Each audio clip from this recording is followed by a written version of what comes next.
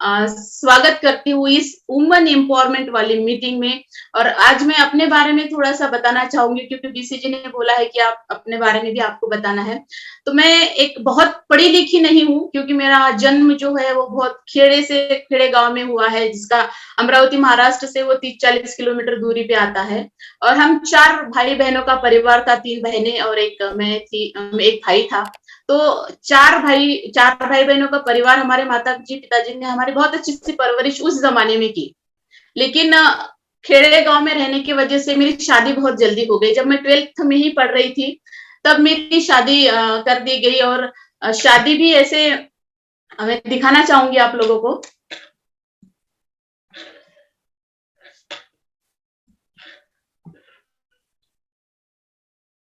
तो शादी भी 17 साल की, मात्र 17 साल की उम्र में मेरी शादी हुई। उसका कारण भी एक पंडित जी थे। एक पंडित जी ने मेरे पापा को बताया था कि भाई अगर इस लड़की की इस साल शादी नहीं हुई तो आने वाले 3 साल इसकी शादी का कोई मुहूर्त नहीं है। इस तरीके से वो पंडित जी ने मेरे पिताजी के दिमाग में वो बात डाली थी और उस वजह से मेरी शादी मात्र 17 साल की उम्र में हो गई। और शादी भी ऐसे आप देख सकते हैं क्योंकि हमारे दोनों की भी उम्र आप देख सकते हैं, बिल्कुल उम्र दोनों की भी नहीं थी। और सर जिस बैकग्राउंड से थे उस बैकग्राउंड की मैं बात आप लोगों को बताना चाहूंगी क्योंकि सर मिलिट्री में थे। आप देख सकते हैं जिस तरीके से शादी तो हुई, लेकिन शादी के बाद जिस व्यक्ति से मेरी शादी हुई वो व्यक्ति से मिलने के लिए मुझे महीनों इंतजार करना पड़ता था। उस व्यक्ति के साथ फोन पे बात तो बहुत कम होती थी। हफ्ते में एक बार संडे आता था और पूरा दिन उस व्यक्ति के फोन का मैं इंतजार करती थी। और हमारे बीच का जो दुआ था वो सिर्फ एक डाकिया था। और डाकिया खत लेके आता था क्योंकि उस टाइम 96-97 की बात मैं आपको बता रही हूँ। 96 में मेरी शादी हुई और वो डाकिया का वेट मैंने मेरी जिंदगी में सबसे ज्यादा किया क्योंकि वो और कोई जरिया नहीं था। जब उस हमारी गली से वो घर के सामने से जाता था और मुझे वो लेटर नहीं देता था तो मुझे बहुत दुख होता था कि आज मेरा लेटर नहीं आया। और मैं उसका रोज 1:30 से 4 बजे तक उसका रोज इंतजार करती हूँ। अगर आज सपने में भी भगवान के बाद अगर मैं किसी को देख पाती हूँ तो वो डाकिया मेरे सामने आता है। इस तरीके की लाइफ थी। आजकल तो बहुत सारा सोशल मीडिया अपडेट हुआ है, हम वन टू वन बात कर सकते हैं, बहुत कुछ था। लेकिन उस जमाने में ये सारी चीजें नहीं थी। और वो चिट्ठियां ही हम दोनों का एक दूसरे से मिलने का, हालचाल पूछने का, वो एक जरिया हमारे बीच में था। और उसके साथ साथ इस तरीके की सर की जर्नी रही है। आर्मी में सर थे तो, लेकिन मुझे कहीं ना कहीं एक सौभाग्य की बात भी ये लगती थी कि एक ऐसे व्यक्ति के साथ में मेरी शादी हुई है जो किसी और के लिए, अपने देश के लिए कुछ कर रहा है। जब भी न्यूज अगस्त 26 जनवरी को लोग जो गाने गाते थे तो कहीं ना कहीं एक फीलिंग अलग से आती थी कि मैंने भी कुछ अच्छे कर्म किए होंगे जो मुझे ऐसे व्यक्ति के साथ रहने का मौका मिल रहा है। और साथ हम लोगों ने अपनी लाइफ को शुरू किया है। जिस तरीके से सर आर्मी में थे तो इधर 7-7 8-8 महीने नहीं आते थे। बहुत बहुत कुछ था बताने के लिए, तो बहुत कुछ है। लेकिन एक बार जिस तरीके से 98-99 की बात है, सर कारगिल में थे। मैं खास करके वो वाक्य आपको बताना चाहूंगी क्योंकि उस टाइम कारगिल की लड़ाई शुरू हुई थी। और कारगिल में जब सर थे तो वो जो माहौल मैंने देखा कि एक व्यक्ति, रोज नई न्यूज आ रही है, कुछ लोग यहाँ के शहीद हुए, कुछ लोग वहां के शहीद हुए। और हम लोग बिल्कुल पागल की तरह न्यूज़पेपर देखते रहते थे कि हो सकता है ये खबर कहीं मुझे तो सुनने को नहीं मिले। एक ऐसा दिन, एक ऐसा मतलब मैं बताना चाहूंगी, दिन में भगवान का उपवास नहीं करती थी, व्रत नहीं करती थी कि हे भगवान, जो भी मेरे साथ है, जो भी मेरा परिवार है, ये सारा बना रहे। बहुत कुछ संघर्ष उस लाइफ में था। उसके साथ साथ कुछ ऐसे टाइम आया कि सर के साथ जाने का मौका मुझे मिला और वहां पे फिर एक और दूसरी लड़ाई छिड़ी। और उस टाइम वो लड़ाई तो हुई नहीं, लेकिन जो वातावरण वहां पे बन गया था, जिस तरीके से माहौल वहां पे बन गया था, उस वातावरण में हमने देखा कि किस तरीके से वहां की लाइफ होती है। एक आर्मी वालों को लोग हम उसकी इतनी इज्जत नहीं देते बाहर, क्या किस तरीके का वातावरण था। जिंदा लोगों के लिए वहां पे ऐसे खड्डे बनाए जाते थे कि अगर कोई अटैक हो जाता है, एयरफोर्स का कहीं अटैक होता है, क्योंकि हम पठानकोट उस टाइम पोस्टिंग में थे, तो वहां पे उनके रहने खाने का सारा सामान लेके उस परिवार वहां पे 2 दिन 4 दिन रहेगा, इस तरीके की उनकी व्यवस्था वहां पे की जा चुकी थी। क्योंकि हम फैमिलीज वहां पे रहती थी, तो फैमिलीज को यहाँ पे वापस भेजा नहीं, वहीं पे रखा, क्योंकि हालात उस तरीके से बन चुके थे। तो उस लाइफ को हमने बहुत संघर्ष भरा लाइफ, वो टाइम था हमारे जीवन का जो हमने जिया। जीवन में करना बहुत चाहते थे, क्योंकि मेरे सपने तो थे ही, लेकिन मेरे हस्बैंड के सपने बहुत ज्यादा थे। उनको एक अच्छी लाइफस्टाइल पसंद थी, उनको अपने परिवार के लिए वो बहुत सोचते थे। और जिस तरीके का उनका बचपन था, तो उन्हें ये लगता था कहीं ना कहीं मैं मेरे बच्चों को ये ना दूं, मेरे बच्चे कुछ अच्छे माहौल में, अच्छे वातावरण में रहे। उस तरीके के हमारे विचार चलते थे, बातचीत चलती थी, लेकिन कोई जरिया नहीं मिल रहा था। फिर शुरुआत हमारे जीवन में एक आरसीएम बिजनेस आया। आरसीएम बिजनेस आने से पहले मेरे पास मेरे 3 बच्चे आ चुके थे, 2 बेटियां और 1 बेटा। ये हमारे झांसी की फोटो है, मैं आपको दिखा रही हूँ। तो ये परिवार हमारा 5 लोगों का परिवार, और सास ससुर हमारे पास थे। 7 लोगों का परिवार लेके हम रह रहे थे। तो वो पैसों की दिक्कत बहुत थी, पैसों की दिक्कत बहुत थी। तो इस वजह से कुछ ना कुछ जीवन में करना चाहते थे, क्योंकि इतने सारे लोगों का परिवार पालना, मात्र 3,000 की तनख्वाह थी और हमारे खर्चे पूरे नहीं होते थे। सोच रहे थे क्या करें, लेकिन कोई ऐसे, जिस माहौल में हम रहते थे वहां पे कहीं कुछ हम काम नहीं कर सकते थे, क्योंकि सिविलियन एरिया नहीं था, मिलिट्री एरिया था। वहां से बाहर निकलना हमारे लिए मुश्किल था। और कोई वहां अंदर आने के लिए भी कोई, वहां पे बहुत सारी तगड़ी सिक्योरिटी रहती थी, तो कोई अंदर भी नहीं आ सकता था। तो इसी दौरान हमें आरसीएम मिला, क्योंकि आरसीएम ऐसे मिला, सर एक ब्रिगेडियर के कमांडर के ड्राइवर थे। और सर जब उनको लेने जाते थे तो उनके बंगले पे एक व्यक्ति था जो सर को रोज चाय पिलाता था, और वो आरसीएम का डिस्ट्रीब्यूटर था। और जब भी सर जाते तो वो सर को आरसीएम के बारे में बताता कि 1,500 रुपए दे देना, ये किट है, इसमें 3 कपड़े, ऐसे वो बातें बताता था, रोज बताता। 1 महीना हो गया, 2 महीना हो गया, वो सर को रोज बताता था।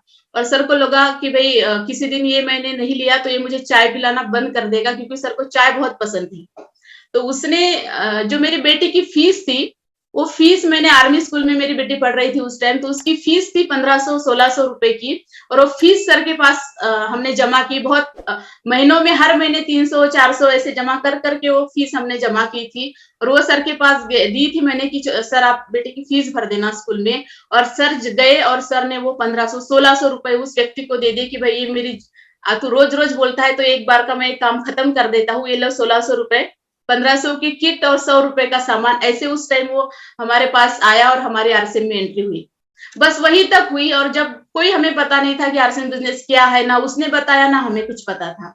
लेकिन जब कुछ दिन बीते और बेटी स्कूल से आई और उसके बुक में एक चिट मिली कि उसकी फीस नहीं भरी गई, तो मुझे लगा कि इसकी फीस क्यों नहीं भरी, पैसे तो मैंने दिए थे उसके पूरे, उसकी फीस क्यों नहीं भरी। तो फिर मैंने सर से पूछा, तब तक मुझे सर ने कोई बात नहीं बताई थी कि मैंने ये फीस कहाँ दी, क्योंकि उनको लगा कि ये फिर से डांट होगी या घर में झगड़ा होगा, तो उन्होंने वो बात नहीं बताई। और फिर जब पता चला कि बोले मैंने आरसीएम में ऐसे ऐसे ज्वाइन किया है, वो मुझे रोज आरसीएम बिजनेस बताता था। तो हर पत्नी को ऐसे लगता है कि अपने पति बहुत सीधा साधा है, उससे तो कोई भी उल्लू बना लेता है। और मुझे भी वैसे ही लगा कि इतना अच्छा फीस थी बच्ची की, हमने जमा की थी इतनी मुश्किलों के साथ, और ये बोल रहे कि मैंने 3 पैंट 3 शर्ट का एक आरसीएम बिजनेस है उसको ज्वाइन किया। और वो किट भी हमारे घर में नहीं आई थी, क्योंकि वो अगले वाले को भी नहीं पता था कि वो किट कहाँ मिलती है, क्या है, क्योंकि वो भी उसी एरिया में रहता था। तो जब हमने ये बात शुरू हुई, तब उसके 3-4 दिन के बाद उसने किट और 100 रुपए का सामान हमारे घर में आया। और उस किट को हमारे घर में आने के बाद हमारे घर में किट किट शुरू हो गई। किट इसलिए शुरू हो गई क्योंकि मुझे नहीं पता था आरसीएम बिजनेस क्या है, सर को भी नहीं पता था आरसीएम बिजनेस क्या है। बस हमें ये लग रहा था कि किसी ने हमको ठग लिया है 1,500 रुपए देके। और वो किट को हमने लेके गुस्से से, वो ट्रंक होते हैं ना आर्मी वाले, उस ट्रंक में उसको फेंक दिया, उसको दोबारा निकाला नहीं 2-3 महीने तक। फिर वही, जब तक फीस नहीं भरी बच्ची की, तब तक सर को रोज ताने में मारती थी, और हमारे घर में वही किट की वजह से किट शुरू हो गई थी। फिर 2 महीने के बाद एक हमारे जीवन में ऐसे हादसा हुआ कि हमारे घर में एक चेक आया, आरसीएम बिजनेस का एक चेक हमारे घर में आया 525 रुपए का। और हम दोनों हैरान, क्योंकि उससे पहले हमने कभी चेक नहीं देखा था, ना उनको पता था ये कहाँ से आया, ना मुझे पता था ये कहाँ से आया। लेकिन जब हमने वो चेक देखा, उस पर लिखा था फैशन शूटिंग प्राइवेट लिमिटेड। और फिर हमें याद आया कि जो किट हमारे घर में है उस पे भी लिखा हुआ है fashion shooting private limited RCM business.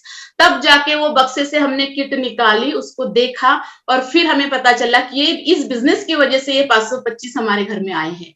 तब हमने उसके बारे में सोचा कि चलो कहीं ना कहीं एक राहत मिली कि 1500 में से 500 तो आ गए, अभी 1000 निकालना बाकी है। ऐसे हमारे मन में उस टाइम आया। और जिस व्यक्ति ने हमें आरसीएम बिजनेस में लाया था, सर ने उसके साथ बात की, और बात की तो उन्होंने बोला कि भाई मुझे भी इसके बारे में इतनी जानकारी नहीं है। मेरे जो अपलाइन है और आज हमारी पूरी टीम के वो अपलाइन है डॉक्टर राजेंद्र सोनी, उनसे हमारी उन्होंने मुलाकात कराई। और उन मुलाकात में वो जब हमारे घर पे आए तो उन्होंने हम दोनों को बिठाया और आरसीएम बिजनेस का प्लान हमने पहली बार देखा।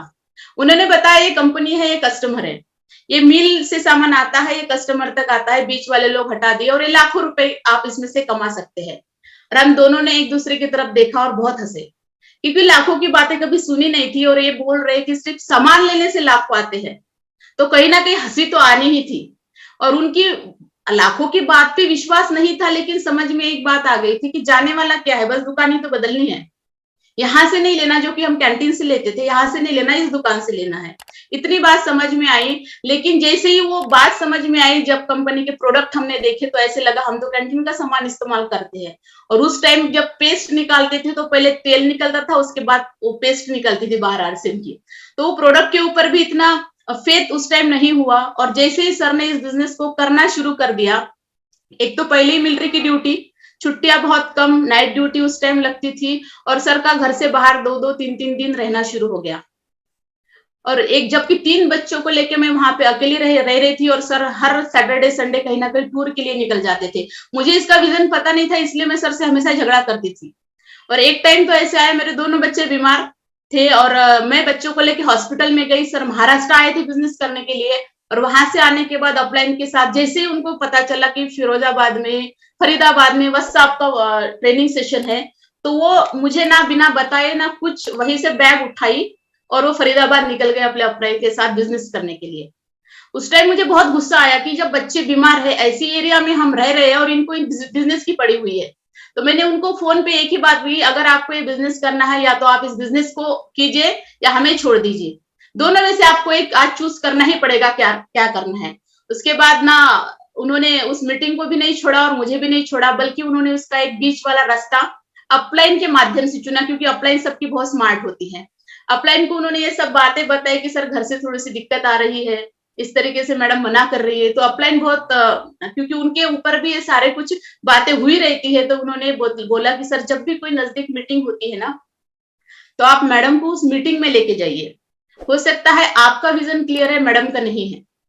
तो वहां पे हम बहुत लकी थे कि झांसी में उस टाइम हमारी पोस्टिंग थी, और झांसी में ही एक प्रोग्राम उस टाइम आरसीएम का चल रहा था। बहुत ही सुंदर कपल वहां पे आया था, वो आज इस सिस्टम में नहीं है, लेकिन उनका मीटिंग सुनने का मौका हमें मिला। और हमने पूरी 3-4 गाड़ियां भर के महिलाओं को लेके गए, क्योंकि आर्मी में जेंट्स तो कहीं ड्यूटी पे रहते तो वो कहीं जा नहीं सकते। तो मैंने बहुत तैयारी की उस मीटिंग की, और हम 3-4 गाड़ियां भर के वहां पे चले गए झांसी। और जब झांसी गेट पे गए, उस टाइम टिकट का कोई रेशो नहीं था कितनी होनी चाहिए। तो जैसे ही हम गेट पे गए, वहां पे 90 रुपए टिकट बोलते जितनी भी महिलाएं गई थी वो सब पीछे चली गई, क्योंकि उस टाइम 90 रुपए बहुत बड़ी चीज मानते थे। और टिकट लेके मीटिंग में बैठना, तो सबकी सब महिलाएं पीछे चली गई। लेकिन हमने सोचा कि नहीं, जब इतनी दूर आए हैं तो हमने इधर उधर से कुछ जुगाड़ करके वो पैसे लेके टिकट भरी। और बहुत दर्द हुआ जब वो पैसे टिकट के हमने लोगों को दिए होंगे। आप लोगों को भी दर्द होता होगा जब आप किसी की टिकट भरते हैं मीटिंग में आने के लिए, तो हमें बहुत दर्द हुआ उस टाइम की इतने सारे लोगों के पैसे हमने भरे। लेकिन अंदर जाने के बाद जो नजारा हमने देखा, वो एक पूरा हॉल खचाखच भरा था, हम ऊपर बैठे हुए थे, और जो कपल उस स्टेज पे था वो उनकी वाइफ इतनी मतलब सुंदर दिख रही थी, वो गुलाबी साड़ी में, इतनी सुंदर लेडीज वहां पे स्टेज पे थे। वो अपने हस्बैंड को बिल्कुल, आज भी वो नजारा मेरे आंखों के सामने आता है, वो अपने पति को इनवाइट करती थी कि मेरा लाइफ पार्टनर, मेरे जीवन का हीरो। वो इतने मोटिवेशनल उनको बुला रही थी। और जिस टाइम उसके पति स्टेज पे आए, उन्होंने एक गाना गुनगुनाया। और वो जो लाइफ वहां पे मैंने देखी कि जब हम फिल्म स्टार को ही देखते हैं, लेकिन ये तो उनसे भी रियल लाइफ हीरो है। और उस टाइम मुझे वो बात क्लिक हो गई, और मैंने सोचा कि नहीं सर, बिजनेस तो अभी हमें भी करना है, क्योंकि वो आर्मी वाली एक जैसी लाइफ हमने नहीं जीनी है। हमने इस तरीके की लाइफ जीनी है जो एक कपल आज जी रहा है, और मुझे उस स्टेज पे जाना है। उस टाइम हमने इस डिसीजन लिया इस बिजनेस को करने के लिए। और फिर हमने ना दिन देखा ना रात देखा, बहुत मेहनत किया इसमें, बहुत मेहनत किया। उसी टाइम हमने इसका रिटायरमेंट ले लिया, क्योंकि वहां रह के हम इस बिजनेस को नहीं कर सकते थे, तो सर ने वॉलंटियर रिटायरमेंट वहां से ले लिया। और एक ही बात, हमारे पास कोई बैकग्राउंड नहीं था, ना खेती थी, ना परिवार में कोई था, जो भी करने वाले थे वो सर ही करने वाले थे। तो एक ही डिसीजन लिया, अगर करेंगे तो आरसीएम बिजनेस या तो करेंगे या तो मरेंगे, दो ही चीज हमारे साथ, कोई ऑप्शन नहीं था। जैसे वो सिकंदर की सेना बोलते हैं ना, बोल देता है या तो करना है या तो मरना है, वो पीछे के सारे पुल तोड़ देता है। उसी तरीके से हमारे पीछे के पुल हमने तोड़ दिए थे, या तो करना है तो आरसीएम बिजनेस, क्योंकि दूसरा और कोई चारा हमारे पास करने के लिए नहीं था। छोटे छोटे बच्चों को लेके हमने सर्विस छोड़ के फुल टाइम आरसीएम करने का डिसीजन लिया। हो सकता है उस टाइम वो डिसीजन हमारा गलत था, लेकिन वो जुनून था, इस बिजनेस के प्रति उतना विश्वास हो गया था। और मात्र 2800 रुपए की पेंशन से हमने इस बिजनेस में शुरुआत की और बहुत काम किया। उस टाइम आरसीएम में कॉटन की साड़ीज आती थी बहुत, और उस साड़ीज पे मैंने बहुत काम किया। इतनी साड़ी सेल आउट की कि उस साड़ियों की वजह से ही मेरा 30-40 हजार का परचेस वैल्यू उस टाइम हो जाता था। तो बहुत अच्छी इनकम हमने लेनी शुरू कर दी आरसीएम में। और जैसे ही उस परिस्थितियों को, जो परिस्थितियां पैसों को लेकर चैलेंजेस हमारे सामने आ रहे थे, उससे थोड़े थोड़े कम होने शुरू किए। हमने रॉयल्टी की फर्स्ट टाइम, रॉयल्टी के बाद कुछ थोड़ी बहुत इनकम आई। उसके बाद हमने टेक्निकल किया, और टेक्निकल जिस महीने में हमने क्वालिफाई किया, उस महीने में ही आरसीएम बिजनेस के ऊपर, वो जो सबको पता है क्या हुआ था 2011 की बात, तो उस टाइम आरसीएम बिजनेस को बंद हुआ। और उसी टाइम हमारा उस महीने का चेक 88,000 का था। और पहली टाइम हमने उतना इनकम आरसीएम से एक महीने में देखा था, और वो कमीशन आने में हमें बहुत टाइम लगा, क्योंकि वो सिस्टम साइट बंद हो चुकी थी, सिस्टम बंद हो चुका था। लेकिन ये था कि भाई अगर ये नहीं चल सकता तो कुछ भी नहीं चल सकता। उस टाइम इस तरीके के हमने बहुत सारे मीटिंग्स भी किए, महिलाओं को लेकर बहुत सारी जगह पे मीटिंग की, छोटी छोटी होम मीटिंग की, 1-to-1 किया, बहुत सारा वर्क किया। और जब आरसीएम बंद हुआ, उस तरीके में भी हमने ये डिसीजन लिया, अगर आरसीएम जैसे बिजनेस नहीं चल सकता तो दुनिया में कुछ नहीं चलेगा। बहुत सारे हमारे पास अपॉर्चुनिटी आई, लेकिन हमने वही एक डिसीजन लिया, करेंगे तो आरसीएम, नहीं तो नहीं करेंगे। हमने आरसीएम के लिए उपभोक्ता संघ बनाया, पता नहीं हर एमएलए के साथ मिले। उस टाइम हमारी प्रतिभाताई पाटिल महाराष्ट्र की थी, हमने उनको भी ज्ञापन दिया कि हम इस सिस्टम में काम कर रहे हैं, इस तरीके से ये सिस्टम को गवर्नमेंट ने बंद किया है। बहुत सारी तकलीफें उस 1-1.5 साल में हमने झेली, क्योंकि सर उस टाइम पूरा घर पे नहीं रहते थे, वो जयपुर धरने पे है, कहीं दिल्ली में है, जंतर मंतर पे है। तो ये पूरा नजदीक से हमने देखा, लेकिन एक बहुत दृढ़ विश्वास आरसीएम के ऊपर हमें था कि अगर चलेगा तो आरसीएम बिजनेस ही चलेगा, वरना दुनिया में कोई और नेटवर्क मार्केटिंग नहीं चल सकती। और हम करेंगे भी तो आरसीएम ही करेंगे, ये हमारा बिल्कुल दृढ़ निश्चय था। क्योंकि हमारी अपलाइन हमारे साथ में थी, जिस टाइम आरसीएम बंद भी था तो भी हमारे अपलाइन ने हमें बहुत सपोर्ट किया, फोन करके बात करके, नहीं बिल्कुल शुरू हो जाएगा, ये हो जाएगा, मतलब उन्होंने मोटिवेट किया। और हम सोच रहे थे हम ही सबसे दुखी थोड़ी है, करोड़ों लोग है, जो टीसीजी है, जो हमारे लिए इतना सारा काम कर रहे हैं, बीसी सर है, इन सबको हम न्यूज देखते थे तो कहीं ना कहीं एक मोटिवेशन मिल जाता था कि नहीं पक्का ये शुरू होगा। और वो दिन आया और आरसीएम बिजनेस दोबारा से एक गाइडलाइन के साथ शुरू हुआ, और वही दिन हमारे लिए बहुत महत्वपूर्ण था। हो सकता है हमने पिछले टाइम में क्या किया क्या नहीं पता, लेकिन जब दोबारा से शुरू हुआ, तो जब बोलते हैं ना, जब कुछ भी बुरा होता है तो वो अच्छे के लिए होता है, वो हमारे साथ हुआ। जब दोबारा आरसीएम शुरू हुआ तो हमने फिर से जीरो से बिजनेस को शुरू हुआ, क्योंकि सबका बिजनेस जीरो हो चुका था, पूरी टीम चली गई थी, लेकिन विश्वास था कि हम टीम को दोबारा से खड़ा करेंगे। और फिर हमने डेडिकेशन के साथ फिर से 1 साल में स्टारबल की अचीवमेंट पे फिर हम आए। नागपुर में हमारा बहुत बढ़िया सेलिब्रेशन हुआ, बहुत सारे संघर्ष आए। फिर उसके बाद ये सारा का सारा माहौल आप देख सकते हैं, किस तरीके से सानिया मिर्जा जी के साथ बात करने का मौका मिला, मिलने का मौका मिला, इस तरीके से मीटिंगे हम लोग करते थे। तो क्या नहीं दिया, फ्लाइट में जाने का मौका आरसीएम की वजह से हमें मिला। ये सारे के सारे अचीवमेंट आप देख रहे हैं, ये सभी कुछ आरसीएम की वजह से मिला। एक सपने पूरे करने का एक माध्यम हमें मिला। मनीषा मिश्रा जी के साथ बहुत ही पर्सनली उनसे बहुत कुछ मैंने सीखा अपने लाइफ में, कि एक लेडीज को किस तरीके से रहना है, बहुत कुछ सीखने के लिए ये बिजनेस में है। और मैं इस सिस्टम में मनीषा मैम का भी बहुत बहुत धन्यवाद करना चाहूंगी, क्योंकि मैंने उनसे भी बहुत कुछ अपने लाइफ में बातें सीखी है। तो ये एक मेरे लिए बहुत प्राउड का मोमेंट है, जब मैं इस तरीके से टीम के साथ हम लोग काम करते हैं। तो ये जो सिस्टम हमें जो दिया है इस सिस्टम में, उसकी मैं तुलना नहीं कर सकती, क्योंकि सिर्फ अगर मैं आरसीएम बिजनेस नहीं करती है और भी कोई काम करती, तो ये सारी जो अचीवमेंट आप आज देख रहे, जितना भी मैं पीछे करूँ, ये सारी की सारी अचीवमेंट ना मैं आज तक फ्लाइट में बैठने का मौका मिलता, ना इस तरीके से सानिया मिर्जा जी के साथ कभी मुझे मौका मिलता, या इस तरीके से लोगों से बात करने का, मोटिवेशनल स्पीच देने का, बात करने का, अपने सिस्टम को बताने का मौका मुझे नहीं मिलता, या मेरे सिर्फ परिवार के और अड़ोसी पड़ोसी के सिवा मुझे कोई नहीं जानता, लेकिन एक पहचान दी है आरसीएम बिजनेस ने। तो इस तरीके का ये सारा का सारा सिस्टम आप लोगों के सामने है और इसको हर महिला कर सकती है। किस तरीके से हम इस बिजनेस में आए हैं, हमारे जो सपने हैं, जितनी भी महिलाएं हैं, जो हमारे सपने हैं, उन सपनों के लिए हमने जीना है और मैंने वही काम किया। मैं सर को बताती थी कि सर मेरा ये अगला सपना है।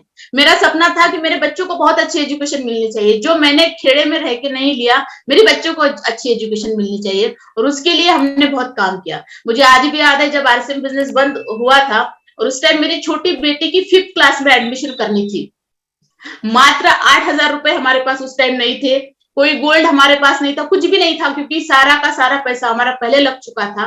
और 8,000 रुपए की, क्योंकि वो स्कूल ऐसी थी, अमरावती की बहुत अच्छी स्कूल होली क्रॉस माना जाता है उस टाइम पे, तो उसको वो टाइम देते थे कि 2 घंटा के अंदर ही आपने आपकी बच्ची की फीस अगर आप भरते हैं तो एडमिशन होगा, अदरवाइज आपका एडमिशन नहीं होगा।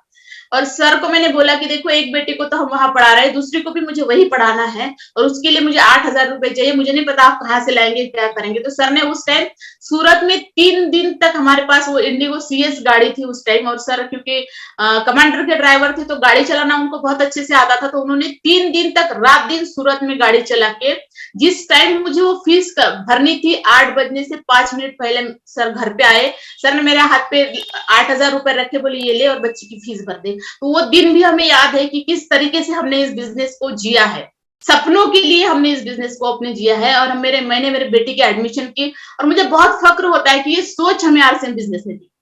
ये हमारे अपलाइन की वजह से, या इस सिस्टम की देन में समझो, या ये जो कमिटमेंट लेवल हमारा है उसकी वजह से भी हो सकता है। तो ये सारे सपने देखने की जो ताकत महिलाओं में है, वो और किसी में नहीं है, क्योंकि मेरा सपना था कि मुझे मेरी बेटी को वहीं पे पढ़ाना है। आज भी मैं बोलती हूँ कि मुझे ये चाहिए, वो बातें मुझे वो नहीं चाहिए, जो बातें मैं अपनी टीम के लिए आज देना चाहती हूँ।